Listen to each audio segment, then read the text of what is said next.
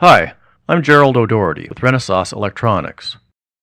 In this instructional video, I'll be guiding you through the process of developing graphical user interfaces, or GUIs, that will run on the Renaissance RX65N Envision Kit.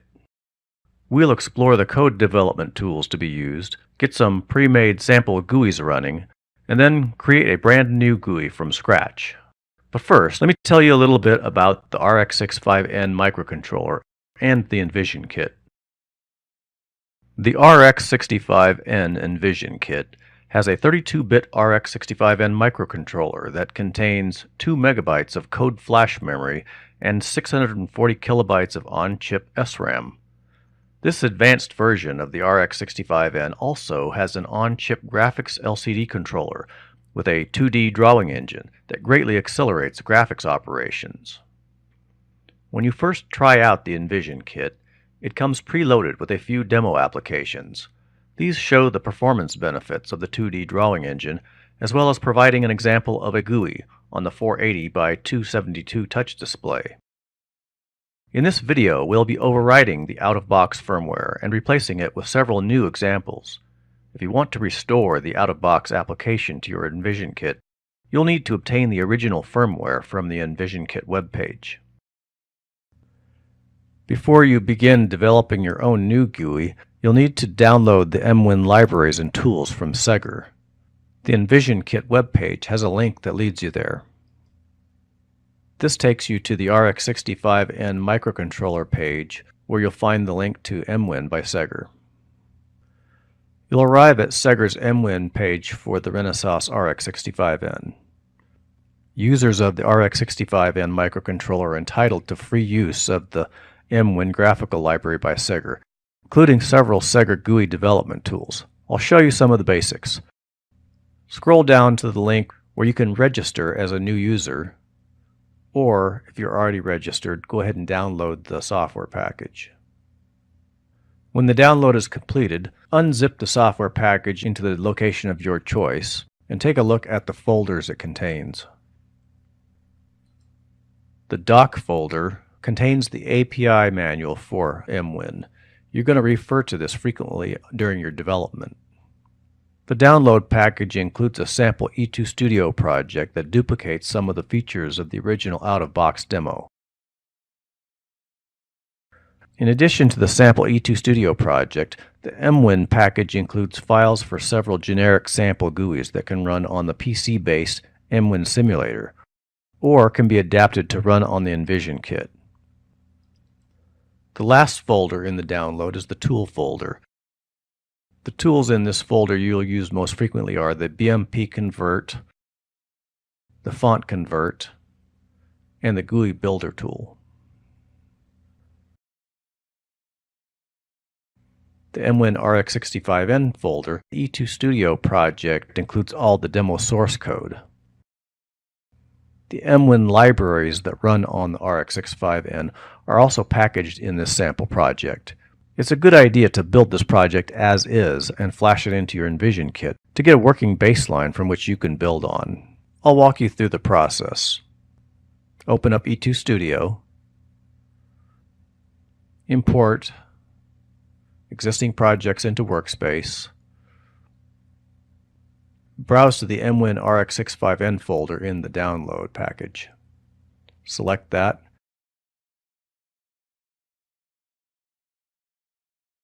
Make sure and copy the project into the workspace. Taking a look at that, we can see that all the folders were brought in from the import process. Go ahead and build that now.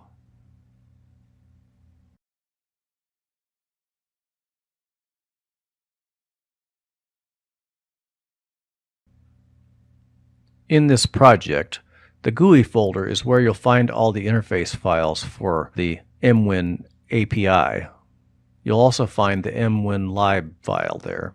You'll need to include this in any project that uses Emwin.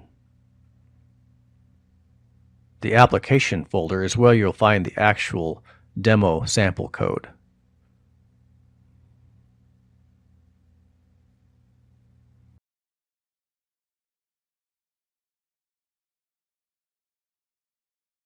Okay, let's go ahead and download this onto the Envision Kit with the debugger and give it a test run.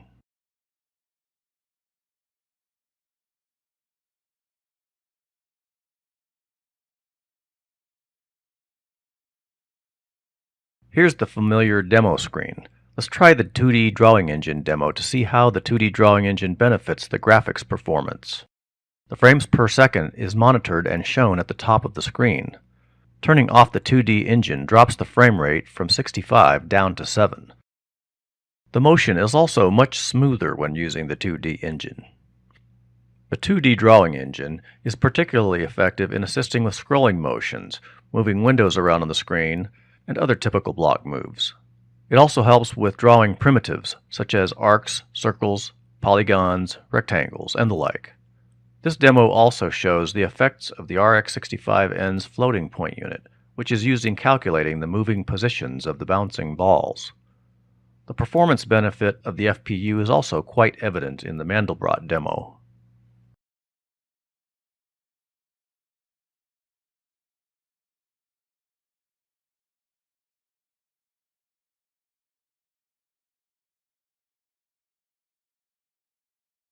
Alright, let's move on to exploring some of the demo GUIs and GUI widget tutorial samples that come with Emwin.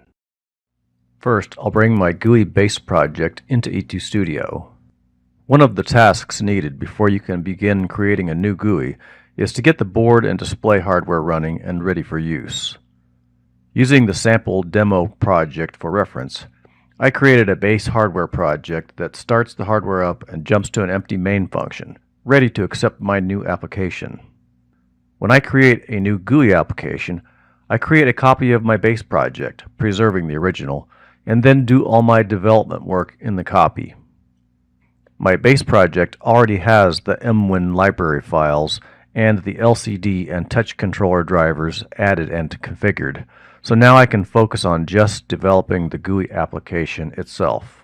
It's a good idea to have something like this configured for your projects that you're going to be working on that lets you experiment without having to start from scratch every time. Let's try adding one of the Segger sample GUIs to the base project to see how it works. In the Emwin Simulation Sample Application folder of the download package, there are several GUI samples that are nearly ready to use on the Envision Kit. Some of these are already scaled for the Envision Kit's 480 by 272 pixel display size, so let's start with one of those. Next, I'll copy and paste the whole Weather Forecast 480 by 272 folder into the source folder of my E2 Studio base project. Since this sample was written for the PC-based simulator, opening the Weather Forecast 480 by 272 folder, I find that there are several files that I won't need, since they're only used by the simulator build.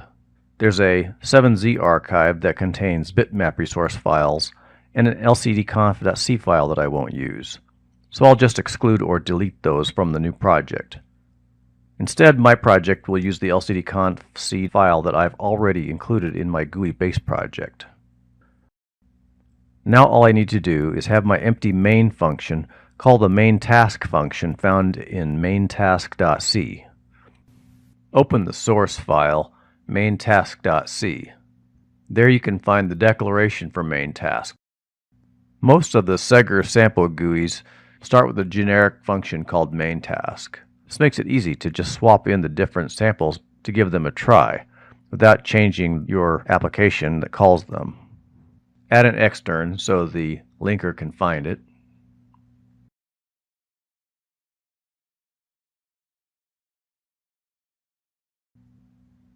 We won't need GUI init in this case because this sample project already calls that. Just grab a copy of that and paste it into the main function. From there, it's going to get called once, and after that, the main just sits in a while loop. Processing continues for the GUI through GUI events, triggered by timer-based interrupts. So just go ahead and build that. Download it using the debugger.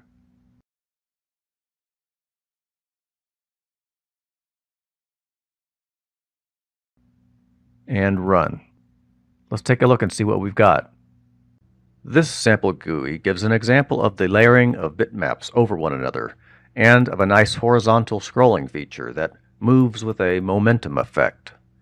It's useful to study the source code for this sample together with the Emwin API manual to help in learning to apply these behaviors and effects.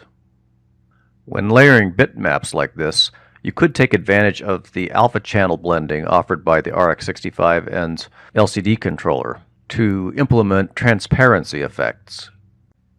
Okay, let's try another one of the demos. There's another one called Swipe List Demo that also has the correct screen resolution, so let's try that one. I'll copy that into the same location where I placed the weather forecast demo in my E2 Studio base project. So let's just delete the weather forecast folder. Taking a look at this swipe list demo, we see that it also has lcdconf.c, so we'll delete that. Delete the resource 7z. And let's open up swipelistdemo.c. This is where we're going to find, again, the main task function, just like we did in the previous demo.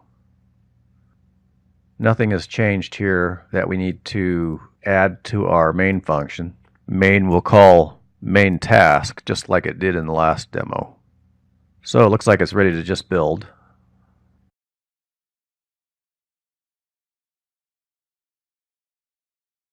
And we can download that in the debugger and run it. The swipe list demo is divided into two panes. The pane on the left is a vertically scrolling section from which you can select text entries that can serve as buttons. In addition, there are a number of widgets that are used as dividers to highlight and separate sections of that list. The pane on the right half of the display is used as an information area that displays information about the list item that was selected on the left. Since this project was created for the PC-based simulator, it's not taking advantage of the RX65's 2D graphics engine, which would make the motion a lot smoother. That could be turned on with just a few more lines of code. Now that you've previewed some of the sample code resources, let's take a look at the Emwin Gui Development Tools, which you will use when creating your own graphical user interface. First is Gui Builder. This is a Windows-based tool that lets you create dialogues by dragging and dropping widgets onto the screen. Each Gui Builder project file is responsible for creating one screen, or dialogue. The Gui Builder project generates the source code for the screen and places the widgets that are visible on it. The user application will have to manipulate the widgets through Emwin API calls. The Bitmap converter utility is used to convert common image file formats into the desired Emwin bitmap format. It generates the source file of the bitmap that will be embedded in the user's code. Font Converter will convert any installed font on the host system into a bitmap font that's used on the target system. This will create Emwin font files either in binary or a C file format. The basic steps in using Gui Builder are first check the project path to make sure it's going to generate the source code in the location where you want it to. Start Gui Builder. Then start out with a FrameWin or window widget. Place child widgets within the parent window. Configure those widgets and save the dialog, which will generate the source code for that dialog at the location that you indicated in the project path. The name of the source file generated will be taken from the name of the parent widget in the dialog. The generated code contains a creation routine and areas where users can define their own code. These are delimited by comments that state user start and user end. For Gui Builder to be able to read back the code after user changes, you need to make sure that you keep your changes within these sections. The callback routine in the generated file is where the main activity takes place.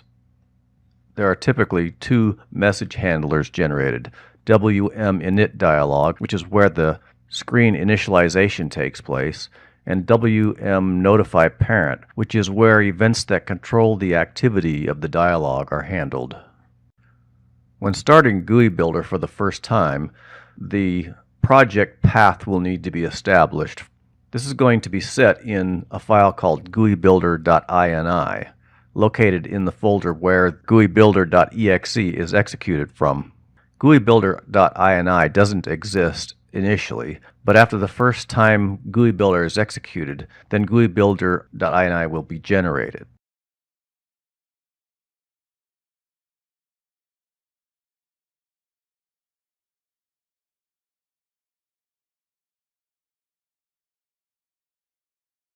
After that, you can edit the contents of the .ini file to set it to the path for your project file. Now it's time to create a brand new GUI with E2 Studio and Gui Builder. I've created another copy of my E2 Studio GUI base project and renamed it RX65N GUI Keyboard. This is the location where I want Gui Builder to generate the code for the new dialog screen. Since I need to update the Gui Builder project path, I'll get the location from my E2 Studio source folder's property page.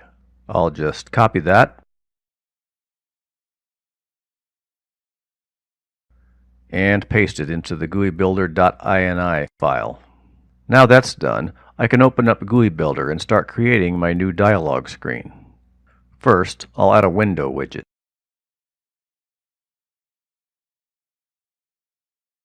Then I need to adjust the X and Y size to match the Envision Kit's LCD screen size, 480 by 272.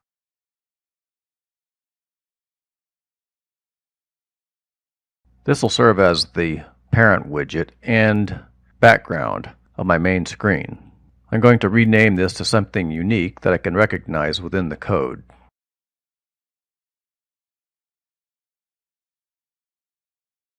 Saving that will generate a C-source file named terminalwindow.dlg.c. When I open that file, we can see the callback dialog function and the create terminal window function that have been generated. Every GUI needs input and output, so I'll add some widgets to handle that. Let's add a button first.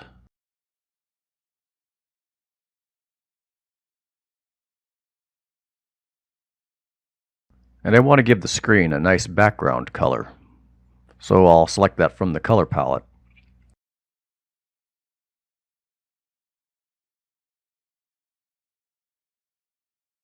Now I'll fill in some of the properties of the button widget. First, I'll give it a unique name that will serve as an identifier in the code.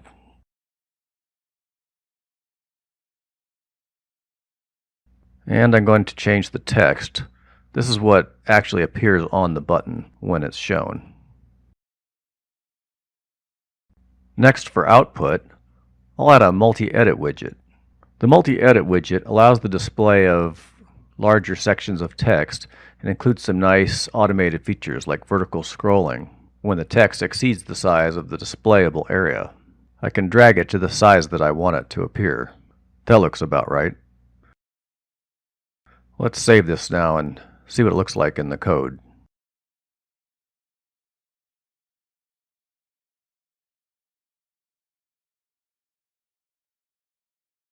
Well, there are some identifiers for the new widgets, and some of the properties are being initialized here. We can see our terminal window screen size there, the button 1 coordinates and dimensions, and the multi-edit coordinates and dimensions. A window create routine was generated to be called by the user application code. I'll go ahead and add the call to that to my main function now. I'll add a declaration to declare create terminal window as an extern, and add the create terminal window function call to my main function. I could go ahead and build this now, and if I ran it, we would see a screen on the Envision Kit that looks just like what we saw in Gui Builder. However, there wouldn't be any code to make it do anything. It would just sit there and look pretty. So let's go ahead and add some code to make the GUI fully interactive. Back in Gui Builder, I'll be adding more buttons to make a full alphanumeric keyboard, and I'll need to maximize the usage of my multi-edit window to leave room for all the buttons. So first I'll make some adjustments to its size and position. For more precision than I can get with the drag and drop, I'll edit the position and size in the Properties pane directly. I'll clear the Content property because I don't need it to have default text visible on startup, and I'm going to change the font to something a little bit larger. Right-click on the widget name brings up the Additional Properties menu. Let's go with a 16-point font. Now I'll edit the button properties. I'm going to change the name to make it a little bit easier for typing. Set the X position and Y position. Let's go with 28 by 28 pixels for the button size. And I'll choose a 24-point font. Button 1's done now, so I'll add another button. This will be button 2. I'll leave a 4-pixel space between the buttons. Set the same size again. Set the button label to 2, and set the font size again. I've got about 40 buttons to set up, so this is going to be a pretty repetitive process.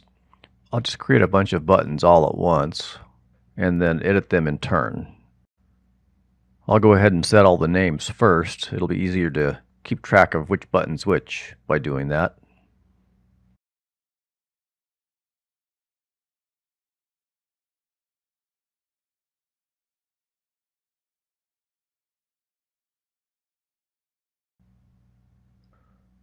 That's enough buttons for my top row of keys, so I'll start setting the coordinates and moving them into place. We don't need to watch the entire process of creating all these buttons. It all goes pretty much the same, with adjusting the X and Y locations for the buttons and the sizes and the fonts. Sometime later, and I've got all my keys finally laid out, I'll go ahead and save this to generate the code. Back in E2 Studio, the generated file has gotten a bit larger. Event handlers have been added for each of the buttons on my keyboard, but these are empty, and I need to add code so they'll do something. You can see that for each button handler, there's a user start and user end area. This is where I add my own code that will determine what that button's going to do. I've decided that I want each keystroke to appear in the multi-edit window so that I can see what I've typed. So I'm just going to put in my own function call here as a stub.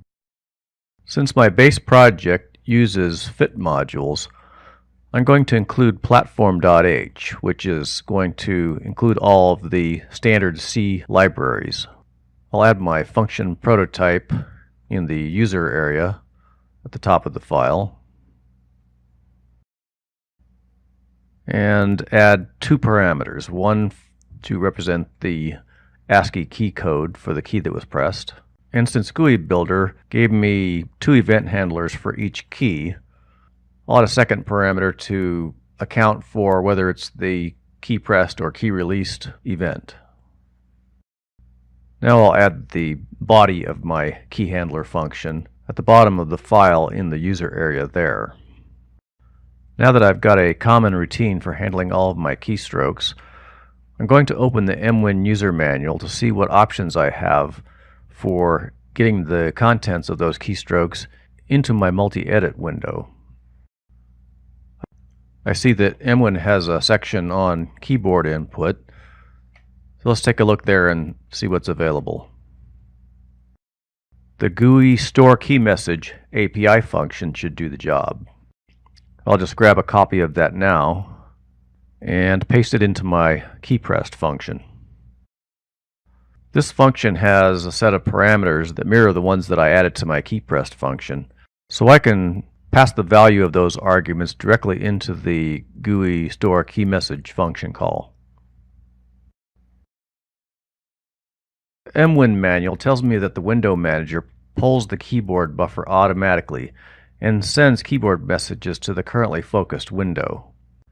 I want my keystrokes to go to the multi-edit window, so I need to make sure that it has the focus when a key is pressed.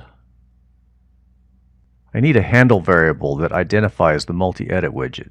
I see in the WM init dialog section that the multi-edit widget has been assigned a temporary handle. So I'm going to copy that method to create my own handle that I can be able to access later.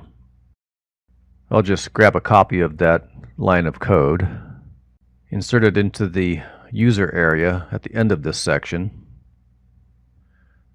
and assign it to my own new handle variable, which I'm going to declare in the global section. The temporary handle was of type WMHWin, so I'll use that type and make it a static. Now that I have a handle for the multi-edit widget, I can start applying some of the API functions available for this widget type. I'll look up multi-edit in the user guide.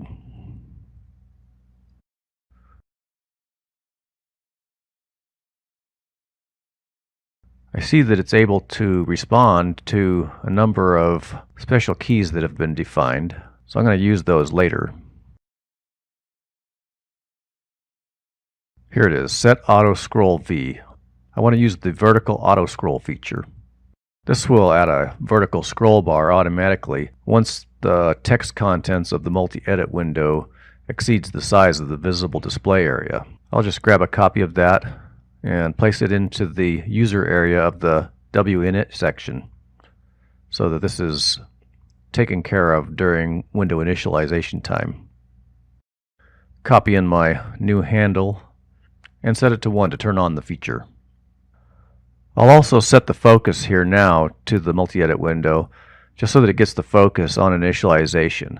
I'm going to have to reset this again later though, as you'll see. I also want to set the multi-edit buffer size to make sure I have enough memory for the text that's going to get stuffed in there. In a real application, you'd want to calculate this value carefully. But for this demonstration, I'll just give it a value of, let's say, 1K bytes.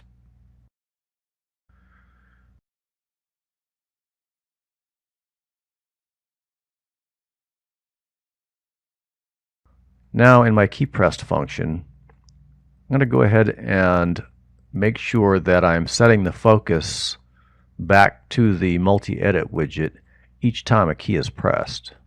I'll make sure that my multi-win ID handle has been initialized first before I use it. This is why I created a separate function for my keyPressed handler instead of calling the GUI store key message function directly. This makes sure whenever the keyPressed event occurs, I go ahead and set the focus at that time to the multi-edit window. Now all that's left to do is to start filling in all of the ASCII key codes and the keyPressed state for each of the button handlers. For each of the alphanumeric keys, I'll just add the character literal expression.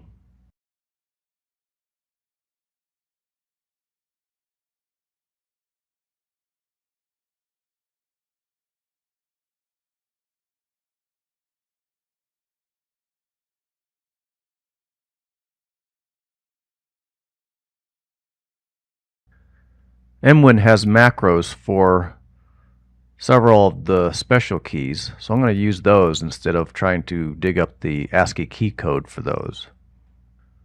This method should be more portable.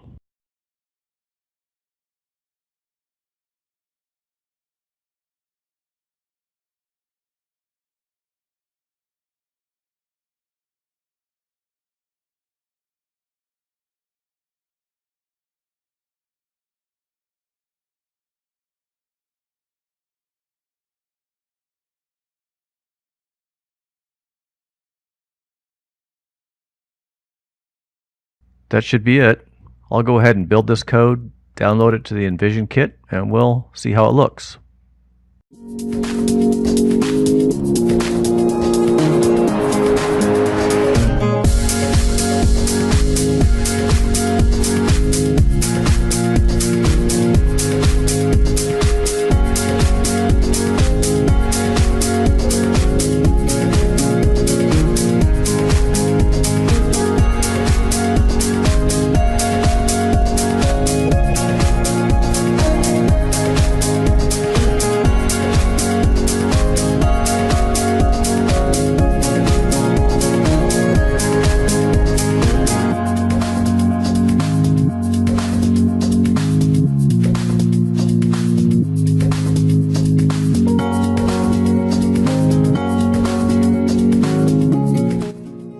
There you have it.